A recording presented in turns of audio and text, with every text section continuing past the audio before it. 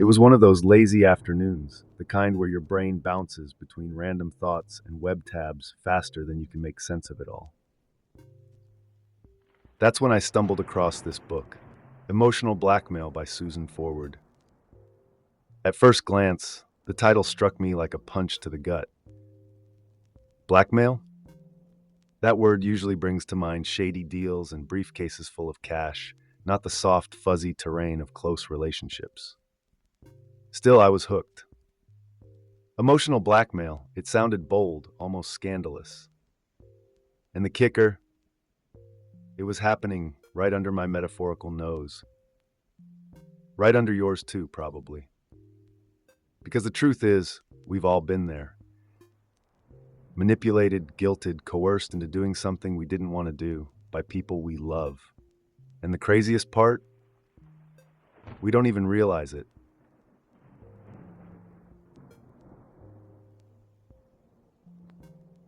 You ever found yourself doing something for someone and feeling absolutely terrible afterward? Yeah, me too. It's the sneaky kind of terrible, the kind that doesn't come from any immediate disaster but leaves you feeling hollow inside. Now, you might call it guilt, maybe even obligation, but Forward says it's something more sinister. It's emotional blackmail, and she doesn't sugarcoat it. People use fear, obligation, and guilt, what she calls the fog, to manipulate you.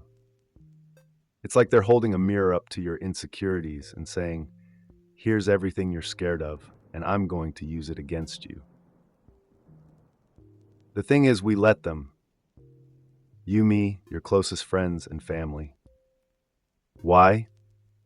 Because emotional blackmail thrives in close relationships. It's always personal.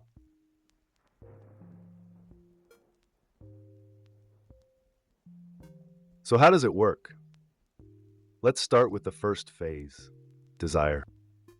It's the part where one person wants something, but the other resists. Take Anna and Artie, a couple Forward writes about in the book. Artie wanted to move in with Anna. Anna didn't. Simple, right? Wrong, because Artie didn't respect her boundaries. He leaned on her with that classic, if you really loved me, you'd let me move in, logic, which is nothing but emotional dynamite. He cranked up the pressure, subtle at first, then heavier. Suddenly, it wasn't about two adults having a conversation anymore. It became about fear, fear of losing the relationship, fear of being a bad partner. And then there it was, the ultimate trump card. A threat. Not overt, of course, blackmail never is, but the insinuation was clear. If Anna didn't give in, she might lose him. And guess what? She gave in.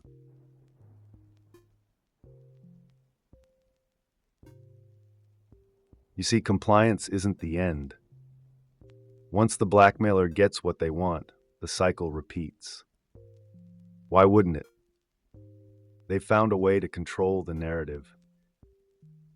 Artie now knows that Anna will give in if he just pushes the right buttons. And he will.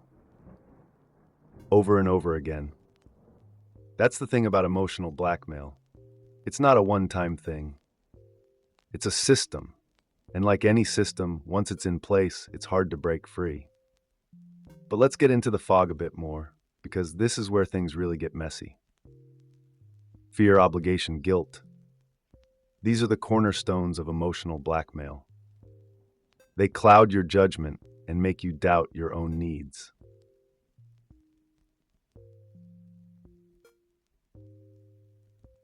Let's talk about fear. Fear of abandonment, fear of being unloved, fear of not being enough. These are primal human fears, and blackmailers exploit them. In the book, we meet Margaret and Mark. Margaret, the breadwinner, was manipulated by Mark, who feared she'd leave him for someone better.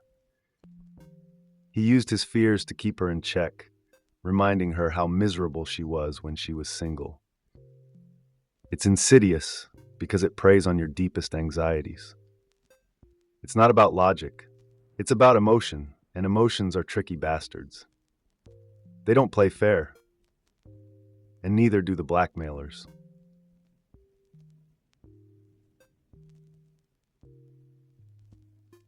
Then there's obligation. This one's brutal because it hits you where you think you're supposed to feel good, your sense of duty. A mother guilt-tripping her grown-up kids into taking her on vacation because, well, after everything I did for you, it's the least you could do. You ever hear that? It's obligation twisted into a weapon. The guilt follows. A sneaky, creeping guilt that whispers in your ear, "You're selfish. You're ungrateful. You owe me." Now, don't get me wrong. Obligation and guilt aren't inherently evil. They have their place in healthy relationships, but when they're used to manipulate and control, they become poison. And just like poison, they seep in slowly without you realizing it until you're in too deep. The worst part? You think it's your fault. That's how blackmailers operate. They make you believe it's on you.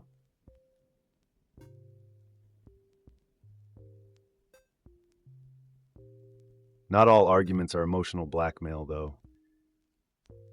Sometimes people fight fair, but the line between conflict and manipulation can get pretty blurry. How do you know if someone is trying to find a solution or just trying to win? Forward gives us a solid example with Jack and Jill. Yeah, I know, sounds like a fairy tale, but trust me, their story is anything but. Jack confesses to Jill that he's been unfaithful. It's the ultimate betrayal, but here's where it gets real. Jill doesn't use it to manipulate him.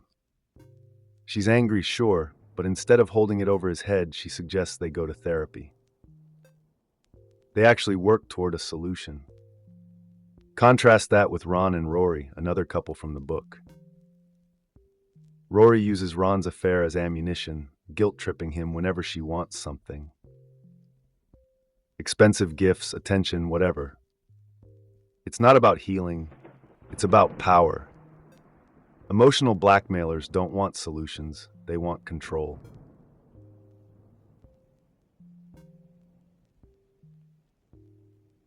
So who's most vulnerable to emotional blackmail? Turns out it's not random. Certain traits make you a prime target. If you crave validation, avoid confrontation, or have low self-esteem, you're basically wearing a "please manipulate me" sign. Take Eve, for instance.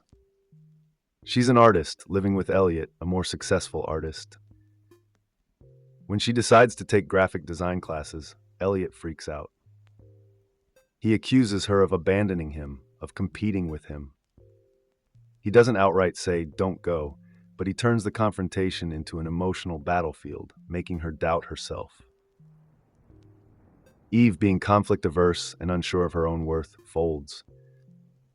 She drops the class, and just like that, her needs vanish, swallowed by Elliot's insecurities.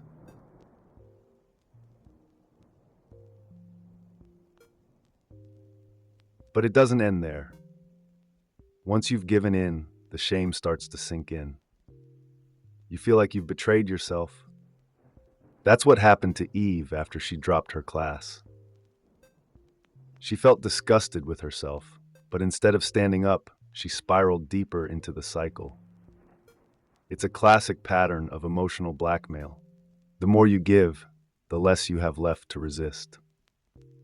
Every time you compromise your integrity, you weaken your ability to fight back.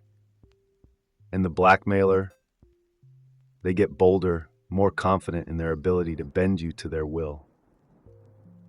It's a slow erosion of your self-worth, and before you know it, you're trapped in a prison of someone else's making.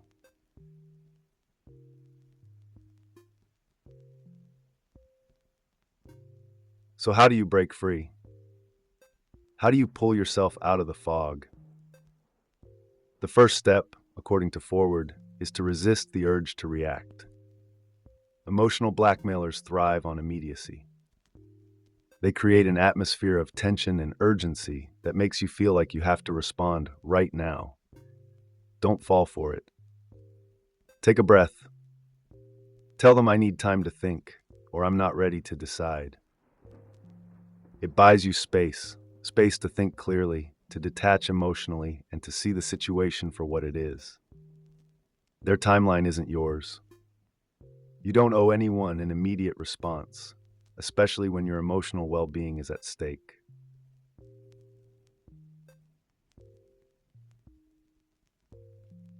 Detachment is a game changer. It's like stepping back from a painting you've been too close to, finally seeing the full picture. Forward suggests you ask yourself some simple but revealing questions. What does this person want from me? How did they ask? How did they react when I didn't immediately comply? These questions act like a spotlight, shining directly on the blackmailer's tactics. Once you start detaching yourself from the emotion of the moment, you see the manipulation for what it is. It's a mind shift. You start to realize it's not your responsibility to fix someone else's happiness or calm their fears. That's their burden to carry, not yours. When you break free from that weight, it's liberating. But here's the kicker. Blackmailers hate when you start to see clearly.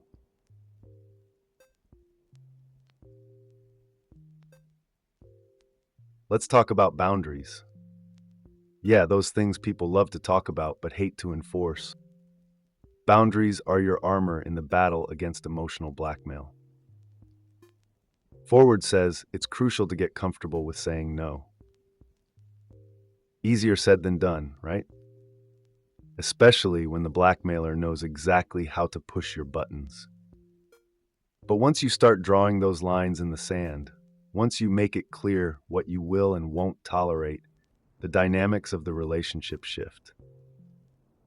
It's like telling a predator, not today. It doesn't mean they won't try again, but it signals that you're no longer an easy target. Boundaries give you control, and for the first time, you can start dictating the terms of engagement.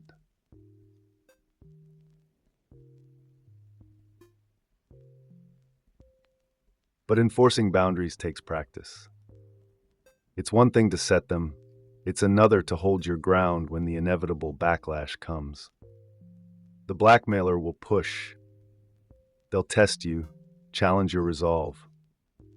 This is where your communication style becomes critical. Forward advises not to attack or be defensive. Stay calm. Be clear. Tell them I understand how you feel, but this is where I stand. You don't owe them an apology for setting boundaries. It's not about being mean or cold. It's about standing up for yourself without compromising your emotional health. And trust me, once they realize you're not budging, the power shifts dramatically. They may not like it, but they'll have to respect it. Or at least they'll know you won't fold so easily next time.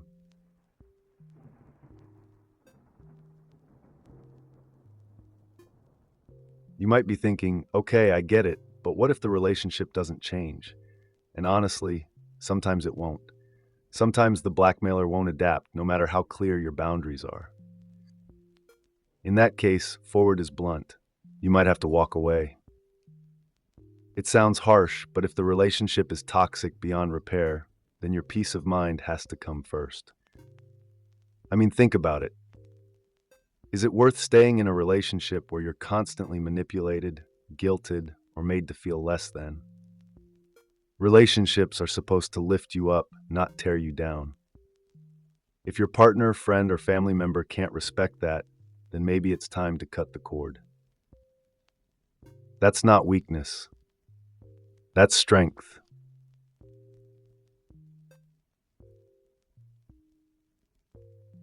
Here's the ultimate takeaway from emotional blackmail. You're not trapped. You don't have to live under the weight of someone else's fears, demands, or guilt. You have a choice. Forward's book arms you with the tools to break free, but it's up to you to use them. Recognize the signs. Set your boundaries. Listen to that inner voice telling you when something feels wrong. Don't ignore it. Emotional blackmail is a game, but once you know the rules, you can decide not to play.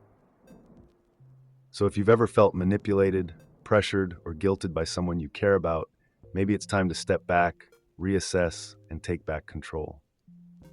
Your emotional well-being is worth more than their approval. Thanks for sticking with me through this. If any of this hit close to home, don't keep it to yourself. Drop a comment below. And if you haven't already, hit that subscribe button for more eye-opening content like this. Stay strong, set those boundaries, and I'll catch you in the next one.